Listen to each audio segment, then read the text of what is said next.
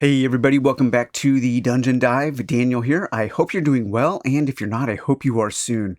Okay, I know I've said this before, but my favorite thing about working at the Dungeon Dive is being able to discover these small, little, under the radar games, games that get almost no coverage anywhere else, games that are made by a very small team, sometimes only one person handling everything. And I love that I'm able to do that. It makes me really happy. Nothing makes me happier actually in this tabletop hobby space. And today I am so happy to bring you just such a game. And let me tell you, this game is awesome. And this game is called Spacers, a space adventure board game. Let's read a little bit about Spacers here. So find fame and fortune among the stars.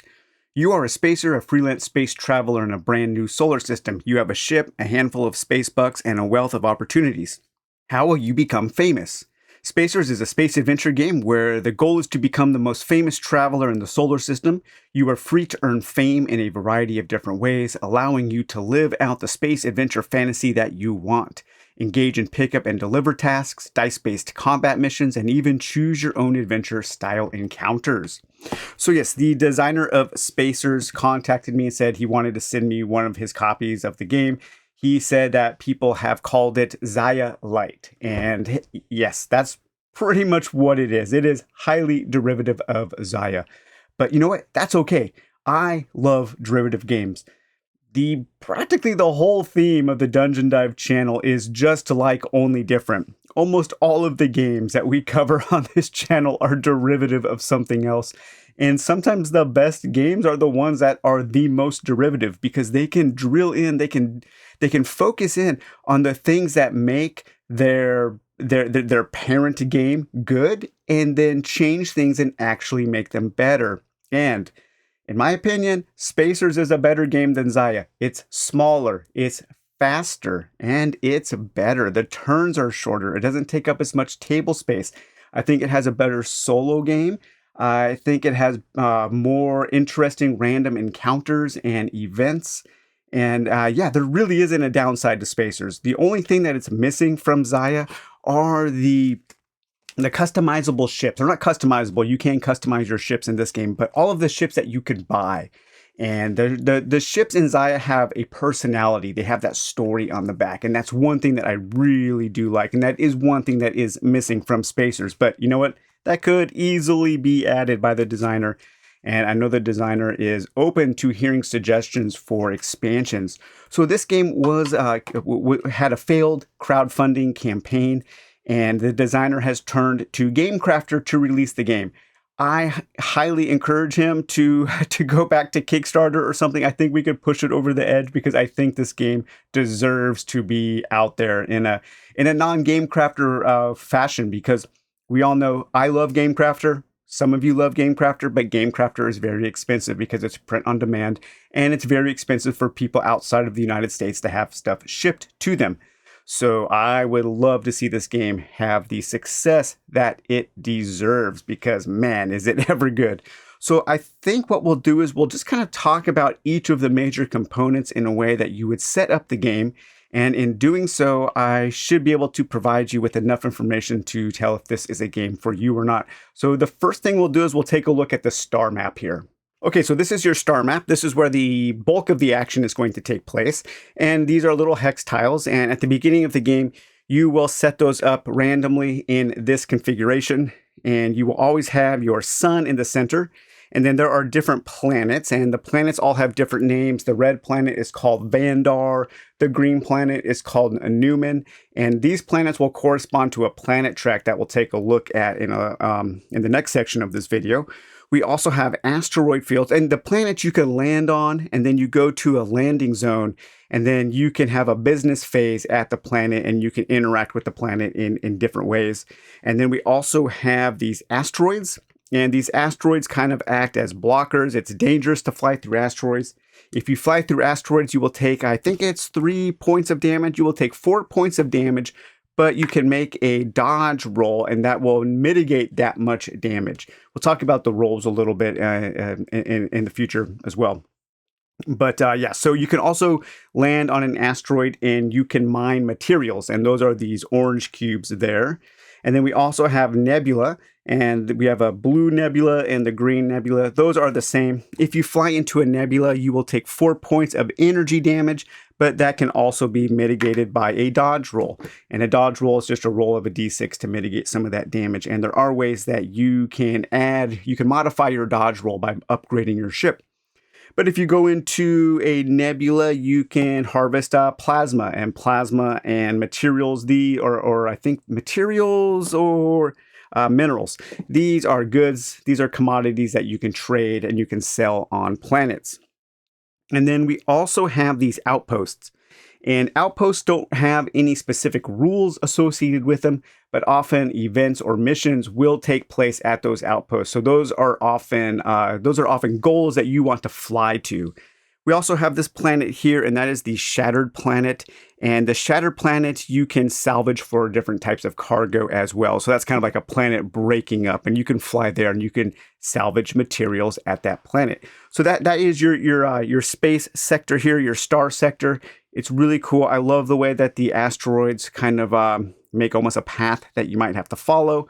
But there are moments during the game where things will shift around. So they're not set in stone once you set it up. You do need to shift around some tiles sometimes. But setting up this map is a lot of fun. And in a multiplayer game, you will take turns setting up tiles. In a solo game, you just set the sun down and then go in concentric circles around the sun to set up your star sector. Okay, now let's take a look at what is the official place here? What is the official name of this board called? It is the status board. I also want to mention that the rulebook is really, really well written. I was surprised. This is one of the better written rulebooks that I have seen on the Gamecrafter. It is concise. It has everything is present. Everything is well laid out, and I had no issues at all learning this game. This is definitely one of the games with a better documentation that I've seen on Gamecrafter. Okay, now let's take a look at the status board. So when you land on a planet, so if I were to land on the planet of Zoria, this gray planet, I would take my ship from that planet, and it costs 1 point of movement to fly into the landing zone. So when you land on a planet, you actually leave the star map. And that's really cool. I love that. There was one game I was playing earlier where where's my ship on the star map? And I was off the star map because I had landed on a planet. And that little tiny detail, I think, just added a whole bunch to the game because it feels like you are actually going to this planet. Really cool. I love that. And certain things will only affect the star map. And so when you're off the star map, you don't have to worry about some things. So let's take a look here at the bottom here. We have these planet features. At the beginning of the game, you will take a whole stack of planet features. I believe there's about 12 of them, and you will lay out 6 of them. And these are different ways that the planets can be modified. And so every game, your planets will have different modifications. You might have a fight club on one planet, or a shipyard, or a casino, or just a way to modify each planet.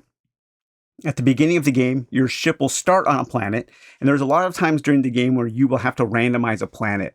And so you can look at this here. So you roll a d6 on a 5. My ship will start on the red planet of Vandar. And because I'm starting there, we reveal the planet feature, and there's a mission network. Okay, when drawing mission cards, draw an additional card. So it's easier to pick up the missions that you want on Vandar. We'll go over the missions a little bit later.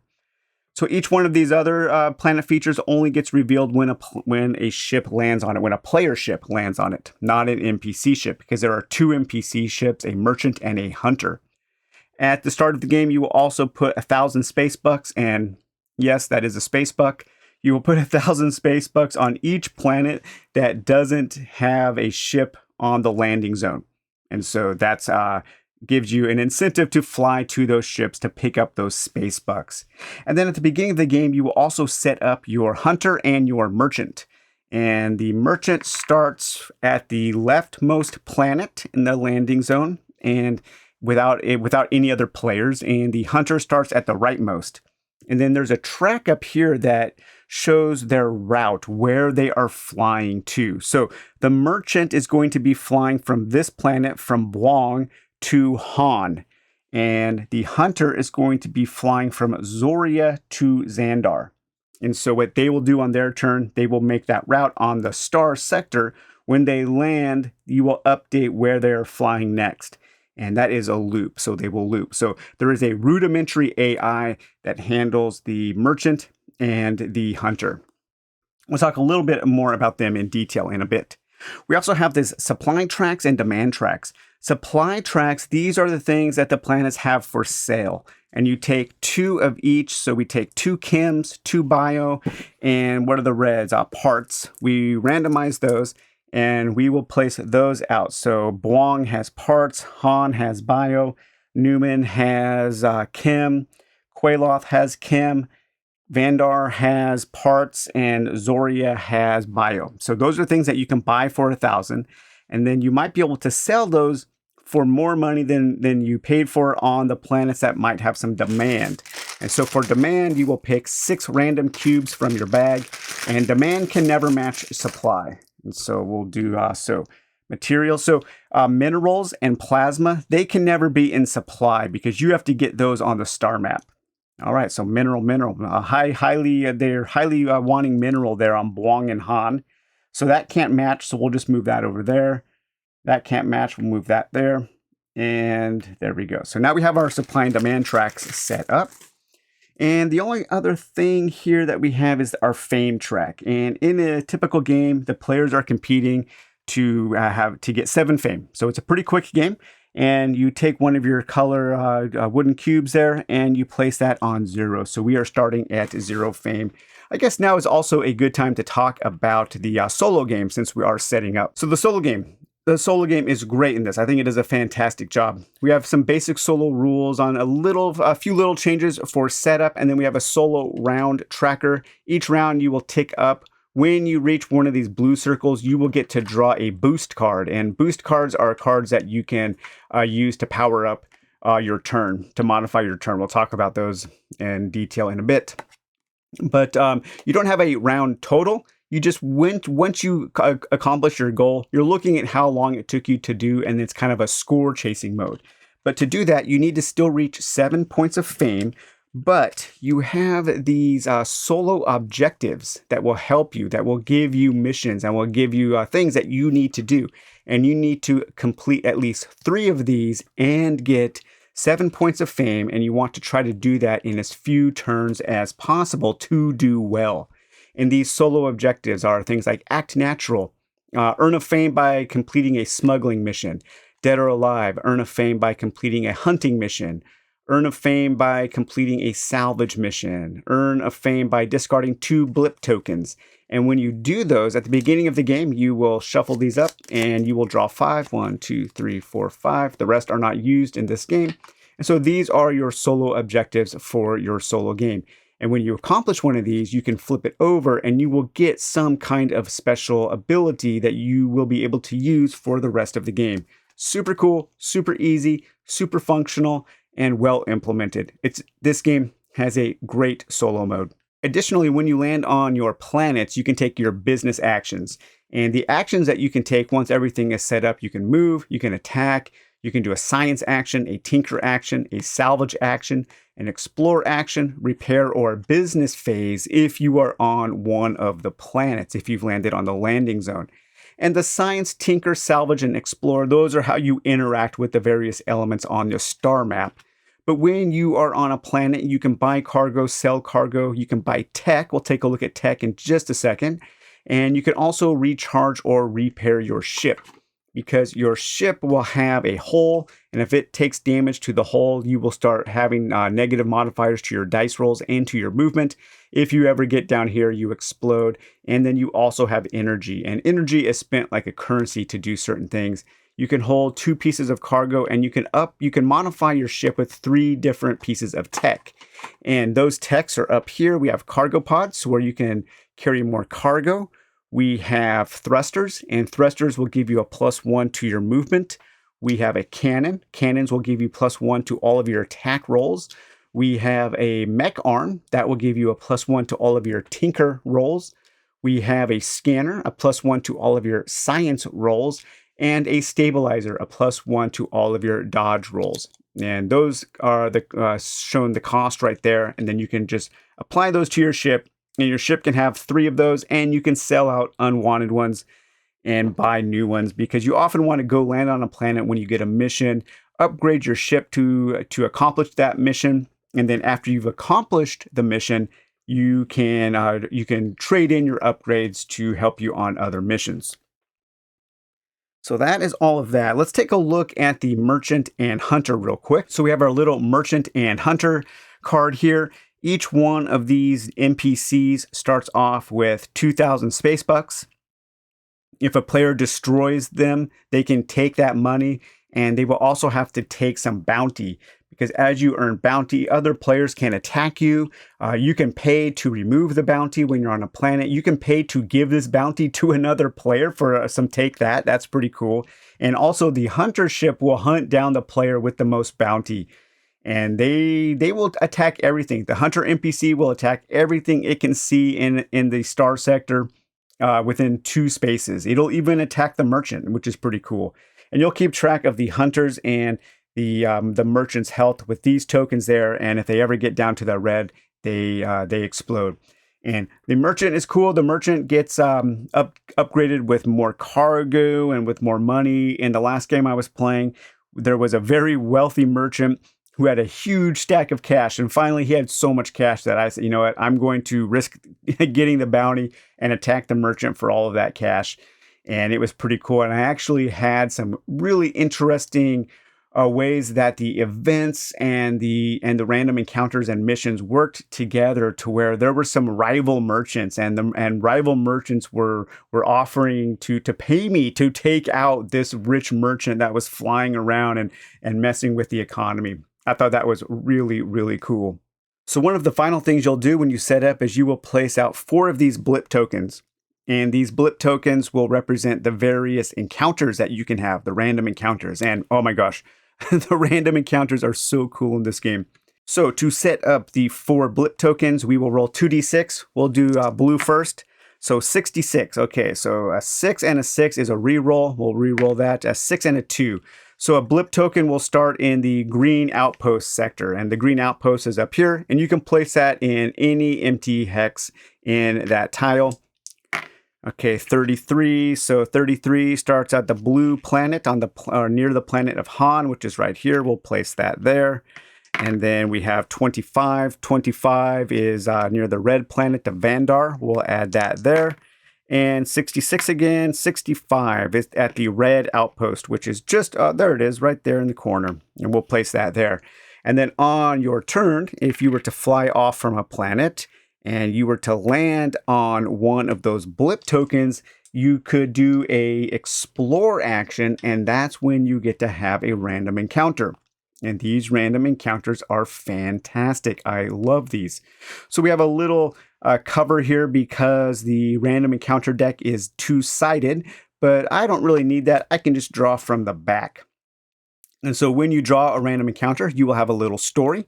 You see a small vessel, dark and lonely, hanging in the void. You receive a message. Spacer, thank the stars. This ship is done for. I could use a tow to the nearest planet. Hurry, please, I can pay you. And then you get a choice. Do you want to attack the vessel, tow the vessel, or fly away? That is so cool. I love the use of this card right here. So let's tow the vessel, because I don't like playing a space asshole. And so we tow the vessel there, and you attach a tow cable to the vessel to bring the hopeless soul to safety. As you tow them, the pilot shares the story of how they barely survived the blast of a solar flare. You would gain 2,000 space bucks as a reward, and that little check mark there means that you get to take that as a reward, add that to your ship, and then one of the ways to get fame is to discard 2 of these blip tokens, and you can get fame that way. So you can get fame by exploring. So ways to get fame: combat, you can destroy a player's ship with more fame than you, or you can also, in the solo game, there are some different ways for combat. Missions, you can complete missions. Exploration, discarding 2 blip tokens, and trading. If you sell 2 or more cubes that are in demand, that is another way that you can get fame tokens. or fame points, I should say. And there are all kinds of random encounters here, such as patrol under fire. A large conflict unfolds in front of you. System patrol ships are outnumbered by a squadron of ruthless pirates. The law enforcement ships are calling out for aid. You can help the system patrol, or you can help the pirates, or you can just fly away and ignore it. And both of these are going to be combat. Let's say that you wanted to role play as a space pirate. So, hey, I'm going to help the pirates. I don't like the space patrol. I don't like space cops. And so here we have help the space pirates, make an attack roll. So you would roll a d6. Anytime it says make a roll, you just roll a d6. Where did my dice go? There they are. And then if you had a couple cannons, let's say I had a couple cannons, each cannon gives me a +1. So I'll roll a d6. I'll add 2, a 7. A 7 or higher. You eradicate the system's patrol, gain a bounty, gain 4,000 space bucks, and also gain that token as a reward. And so sometimes it'll just say, make a dodge roll. If you make a dodge roll, if you have any stabilizers, then you can add to your dodge. If you have a scanner, you can add to your science rolls. If you have a mech arm, you can add to your tinker rolls, and so on. Let's take a look at one more here. 2 ships zip by you in an apparent chase. The pursuing ship transmits a message. Stop that ship, Spacer. The pilot is an escaped prisoner. Quickly disable them. Help the pursuing ship, help the fleeing ship, or fly away. Very similar to the other one, just different theme. Sometimes you can find derelict cruisers, which you can scan, scrap, or attack the vessel. You can board the vessel or fly away. Sometimes flying away just makes you escape from that encounter. Sometimes you will have to do some reaction rolls or some different things if you choose to fly away. But having these choose your own adventure encounter cards adds so much theme to this game. Speaking of theme, let's take a look at the mission cards. When you are on a planet, you can choose to take a mission. You will get to draw 3 mission cards, and you can keep 1, I believe, or is it 2 and 1? I can't remember. You will get to draw a certain number of missions and keep 1. There will be other times where you can draw more and keep more, and I believe you can have up to 2 active missions. And missions become active when you do the first step on them. So if you're playing a competitive game, you will keep your missions a secret until you do that first step. Then you will reveal it. And at that point, you can't abandon your mission. You have to either succeed or fail. If you haven't yet started a mission, you can abandon it in favor of another one that you might draw. But here we have a mission, Banned Bio. A black market trader takes note of you. You interested in some smuggling? I need this load of bio brought to Qualoth. Be real sneaky about it. Okay, so you can't start on Qualoth. So if my ship was over here on Zoria, I should say, then I could take this mission and I would place 2 bio cubes from the bank into my ship. And then I have to land on Qualoth, and Qualoth is the yellow planet. And the yellow planet is down here off camera. Let's just let's flop these just for the sake of the video here. All right, so I have to land on Qualoth, and then I have to make a dodge roll because I have to be sneaky. And a dodge roll, again, is a d6 roll, but if I had more stabilizers, I could add a bonus to this. So I actually had this mission in my last game, and after I drew the mission, I decided to also upgrade my ship, and I bought some stabilizers so I could make sure to pass that dodge roll because I didn't want to be scanned. You know, you're not dodging a space fire there. You're being sneaky. And so this was a really super cool thing that happened. I want to find that other card. So I had that mission, and then there was an event that happened, and it was this pirate blockade. And so this pirate blockade, these pirates will set up a blockade around a planet. I rolled up a random planet, and it happened to be Qualoth. And so Qualoth had a pirate blockade around it. And to signal that, you will take one of these little event tokens and put the event token there. And then the hunter ship was also taking off from Zoria. And so I was flying towards Qualoth. The hunter was after me because I'm the only player playing in a solo game. The hunter took a shot at me. Because I had upgraded my ship with some stabilizers, I was able to dodge that attack. And then I decided to attack the space pirates rather than paying them the bounty to land or the bribe to land. And I attacked them and I defeated the space pirates. I was able to get into Qualoth. I failed my dodge roll, but on a turn before, I had stopped at another planet at some time, and I had this planet bonus here where I was able to pay, I think it was 1,000 space bucks, and I could put one of my tokens on that card, and it was represented an insider that I could call for a favor. And if I did that, I could add a bonus to any die roll. And so I called my buddy on Newman and I said, hey, I need some help passing this scan on Quayla so I can deliver this contraband. And I used that power and I was able to succeed. And all of that emergent narrative, it all happened due to random things that came out. And that is something that I noticed over and over with this game is how many cool emergent narrative moments just continued to happen and to build upon each other and to snowball and to cascade one turn after another. It was one of the most exciting times I've had playing a game. But there are all kinds of different missions. There are tinkering missions, salvage missions, shipping missions, hunting missions, smuggling, and each one has a little bit of a different path, and you might have to do some combat, and you will have a little bit of flavor text, but these mission cards are amazing. I love them. And also these event cards. These event cards are super cool. So you will draw an event card at the beginning of the game, and you will place a white token there. And this event will stay on the board. It'll stay active for this many turns. So this tax season card will stay active for 3 full turns. And on this card, it says that the interplanetary government needs money immediately to fund some ambiguous project. An information packet will be issued within 3 to 4 business years while on a planet. So if you land on a planet, you have to place 2,000 space bucks on the appropriate space on this card to make your mandatory payment. Any players that have not paid by the time this event ends will receive 1 bounty. So if you were playing this in a multiplayer game, each player within 3 turns would have to land on a planet and then pay $2 to this card in order to not gain a bounty. Super cool. We have the Rising Merchant. A highly successful merchant has been spotted in the system. No doubt spacers will be flocking from all across the sector to conduct business with them. This lasts for 2 turns. You pay 2,000 on the merchant. While adjacent to the merchant, players may perform a business action to purchase any cargo cubes of a single type for 1,000 each. Okay. We have the space-time paradox. This lasts for 2 turns. An outrageously irresponsible experiment has created a strange shift in space-time. The scientists responsible for this will be put on trial as soon as they are old enough to speak. Okay, so we have that stays out for 2 turns. Let's see, players may now move between planets by moving their ships along the landing zones. Oh, so you can just hop from one planet to the next. Interesting. I've never seen that event. Let's look at one more. A shifty merchant. A wealthy trade baron has placed a bounty on a merchant. A note has been attached on the bounty listing.